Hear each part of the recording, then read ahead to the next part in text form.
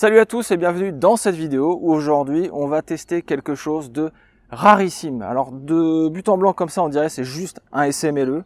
Non, non, là vraiment ce que vous avez ici là sur les canons à l'avant et sur cet exemplaire là, je pense qu'il y a peu de gens parmi vous qui savent exactement ce que c'est. Moi j'ai connu ça grâce au jeu Battlefield 1. C'est l'optique qui est mis sur quasiment toutes les armes du jeu. En fait ça ce sont des viseurs qui ont été vraiment utilisés durant la Première Guerre mondiale dans l'armée britannique, et je ne pensais pas un jour avoir la chance d'en voir en vrai, et surtout je ne pensais pas avoir la chance de pouvoir tirer avec ça en France, et c'est ce qu'on va faire. Ce que je vous propose, c'est que dans cette vidéo il y aura une première partie sur l'historique, voir le montage, etc. On va parler de différents modèles. On a déjà quand même deux modèles sur la table là. On va faire le tir avec les deux modèles, ce qui est incroyable. Et dans la deuxième partie justement, on va faire du tir, on va faire des essais. Là, on a réglé les lunettes, parce que ce sont des lunettes. On a réglé les lunettes à 50 mètres. On va passer à 100 mètres, voir les résultats, voir l'avantage, les inconvénients, parce qu'il y en a quelques-uns. Vous imaginez bien que si c'est si rare, c'est que ça a été finalement peu diffusé et peu réutilisé après-guerre. Et on va voir ça. Et en tout cas, je suis extrêmement content de pouvoir essayer ces exemplaires.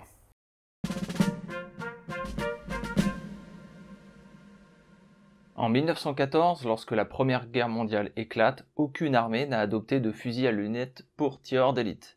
Aucune? Pas tout à fait. Fin 1914, la guerre de position se met en place. Chacun fabrique son réseau de tranchées, d'abris, de barbelés, etc.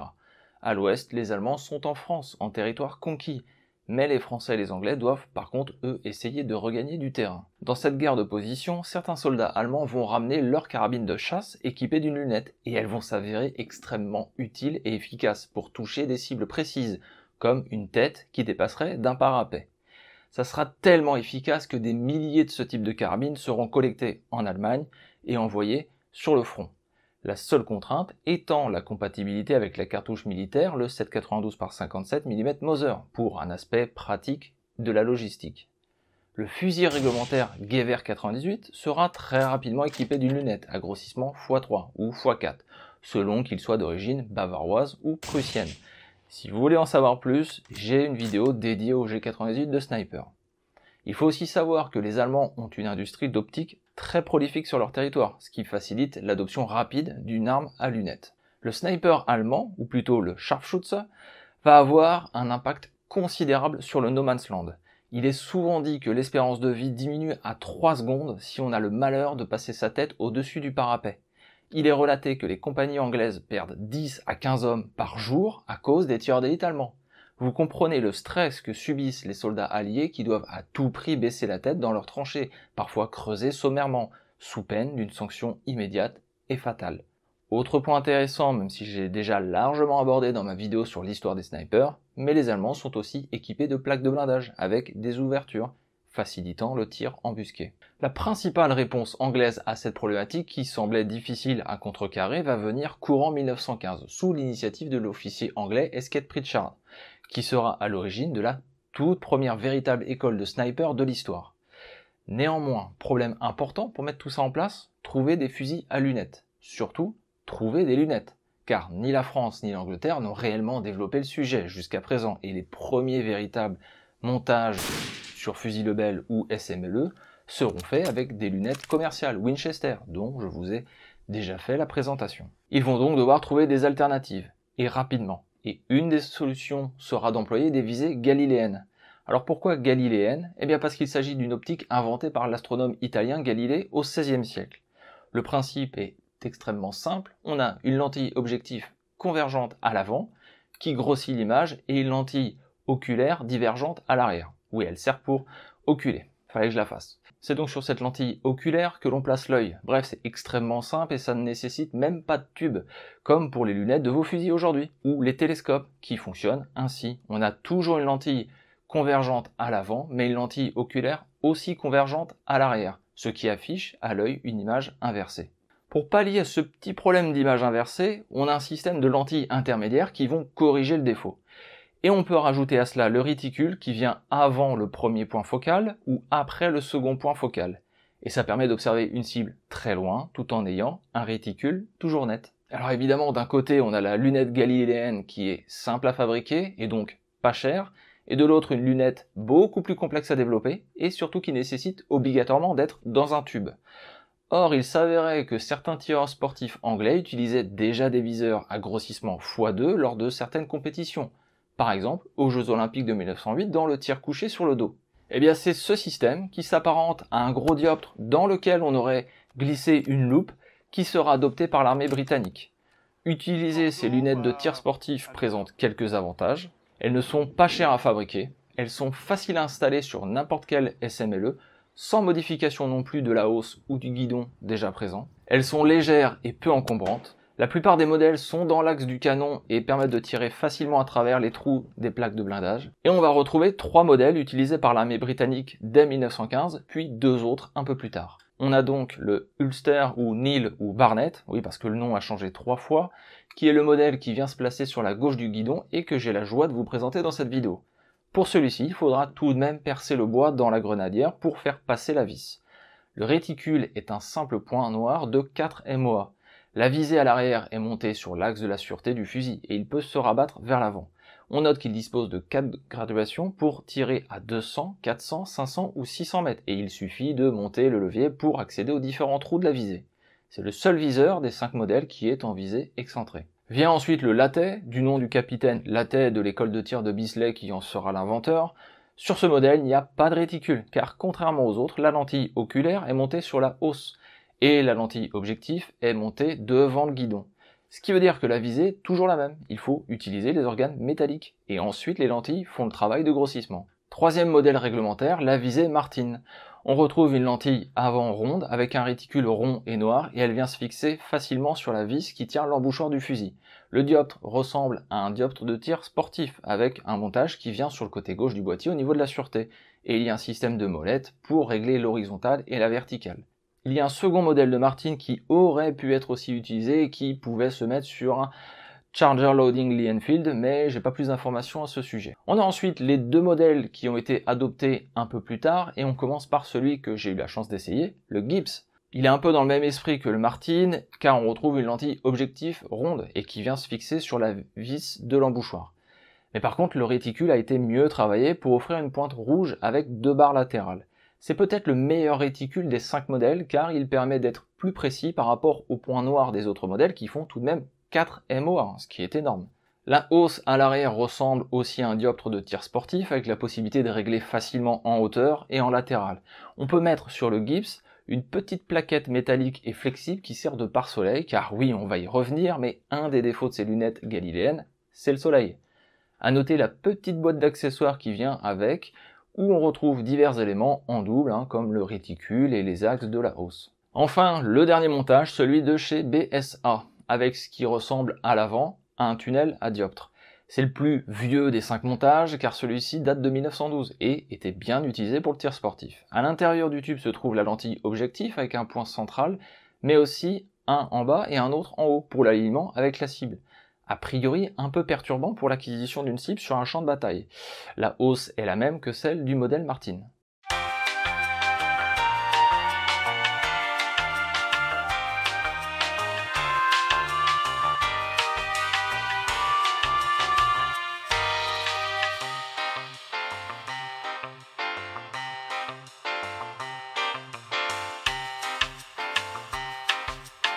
Pour résumer un peu tout ça, on a le Ulster Neil Barnett avec l'objectif excentré et le réticule point noir, le Latet sans réticule où il faut utiliser la hausse et le guidon du fusil, le Martin avec l'objectif dans l'axe du canon et réticule point noir, le Gibbs avec l'objectif dans l'axe du canon et réticule en croix et pointe rouge, le BSA avec objectif dans l'axe du canon et avec 3 points noirs pour réticule.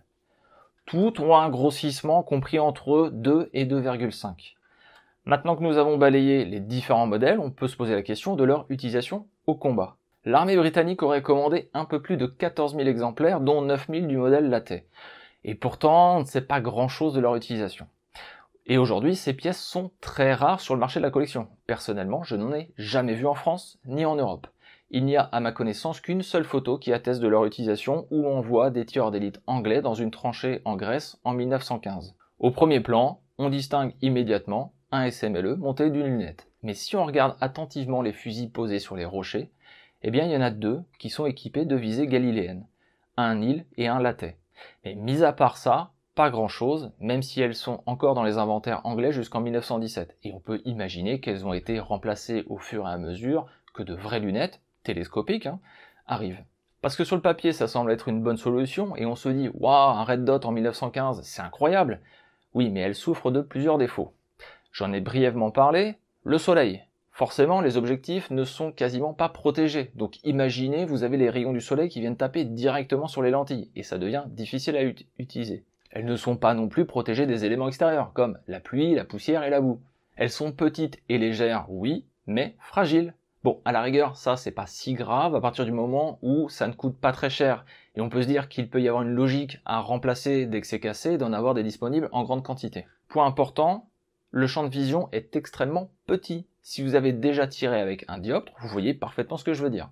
Et pour trouver sa cible sur un champ de bataille, j'imagine que c'est extrêmement compliqué, même avec l'aide d'un spotter. Celles qui ont un point noir de 4 MOA sont difficiles à utiliser au-delà de 100 mètres, car le réticule couvre toute la cible. 4 MOA à 200 mètres, ça fait quand même 23 cm.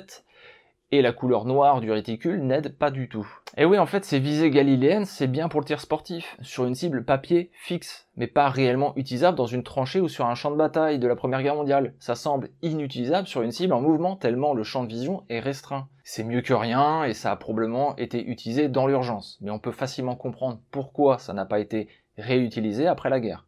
Et justement, ce que je vous propose dans la suite, c'est de tester au tir ce que ça donne.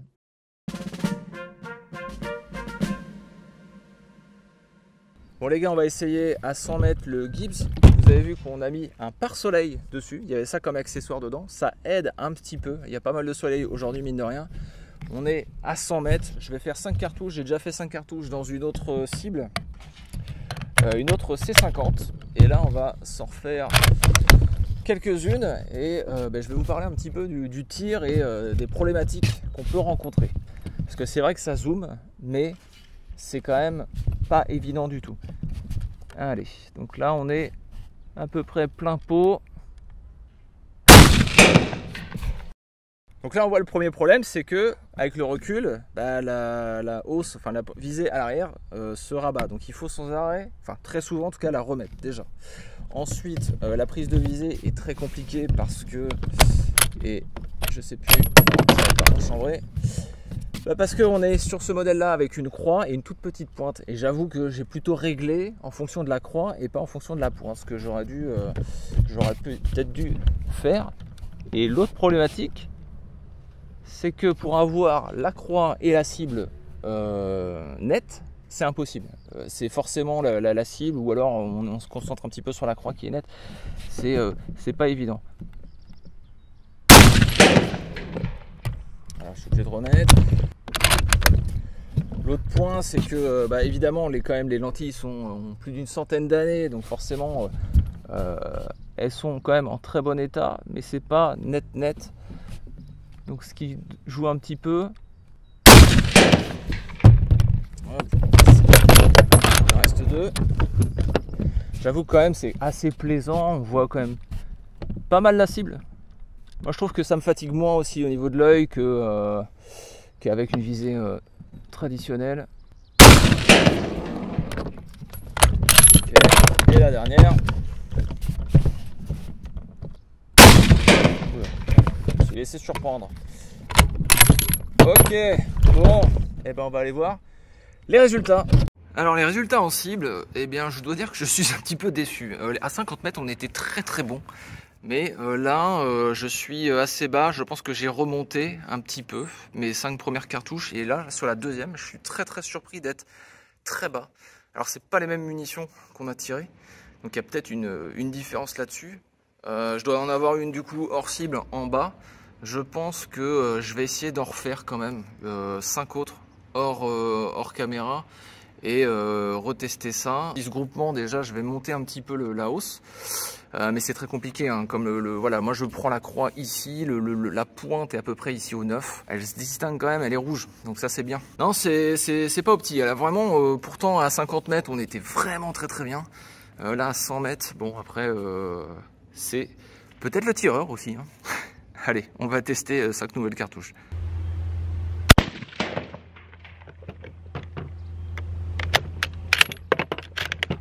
Alors petite problématique qu'on a rencontrée en fait quand j'ai repris le fusil, c'est qu'en fait la visée sur le bout du canon se dévisse petit à petit et ça on s'en était pas du tout rendu compte.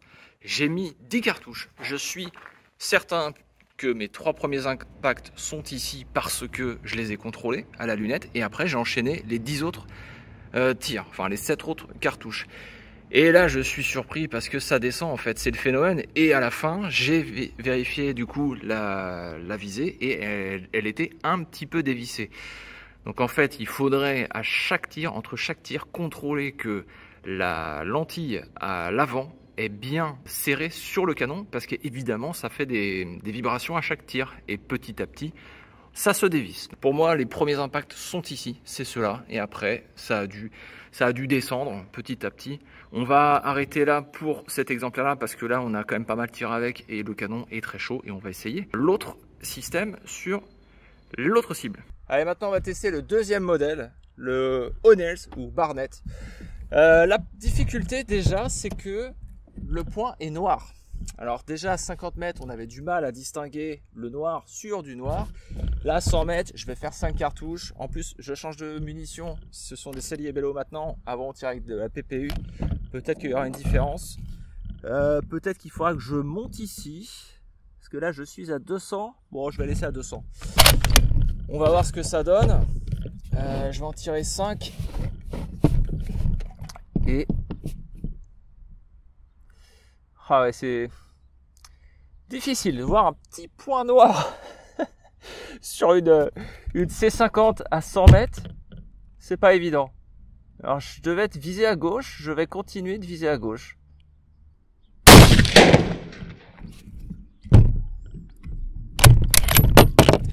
vais juste contrôler mon tir et on va revenir dessus.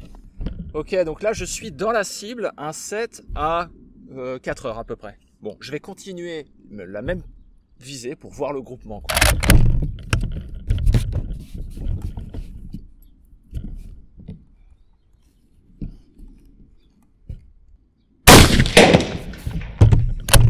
C'est très difficile.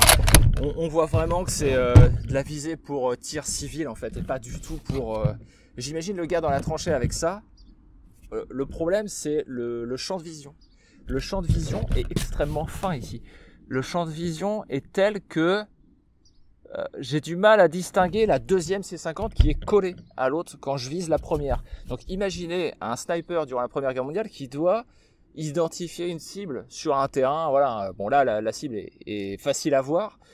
Mais quand on a une tranchée en face avec des éléments, du décor, etc., ça doit être extrêmement difficile. Même avec un spotter qui doit vous dire bah faut viser ici, là c'est tendu.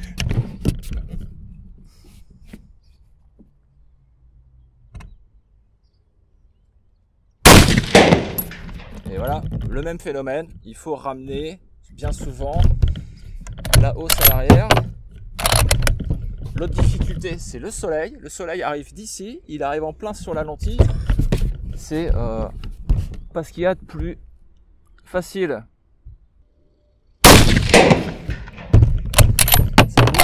Le point noir bouge beaucoup. Je pense que le point noir doit recouvrir le 8 en fait, hein, la zone du 8 de la C50 à peu près.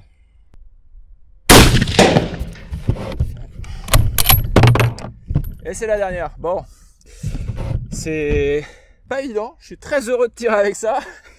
On va aller voir les résultats en cible. Donc voilà la cible. Donc on est un peu mieux hein, dans le sens où voilà, ça c'était mon tout premier tir et je visais à peu près là. Le problème c'est qu'on flotte hein, complètement. Voilà, le point noir il fait quasiment tout ça en fait hein, sur la cible, couvre tout ça. Donc on est en fait ici en train de se balader. Alors quand on est dans le blanc encore ça va, mais dès qu'on bascule dans le noir c'est juste horrible quoi. Donc là on est un peu mieux. Mais finalement, j'ai pas l'impression de faire mieux que si j'avais tiré avec la visée classique, quoi. En tout cas, ça montre qu'il y a quand même quelques difficultés à viser avec ça. Autant peut-être sur une cible, voilà, papier, ça peut le faire.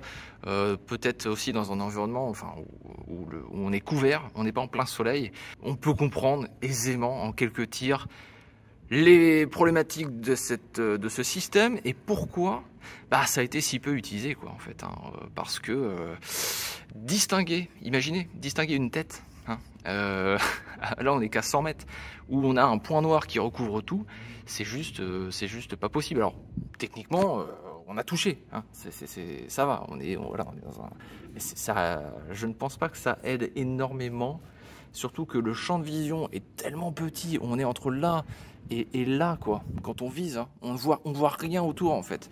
Donc c'est extrêmement petit, et pour un environnement faut imaginer un champ de bataille, non, c'est extrêmement compliqué, quoi. Vraiment un système fait initialement pour le tir sportif et qui ne pouvait pas trouver un usage militaire.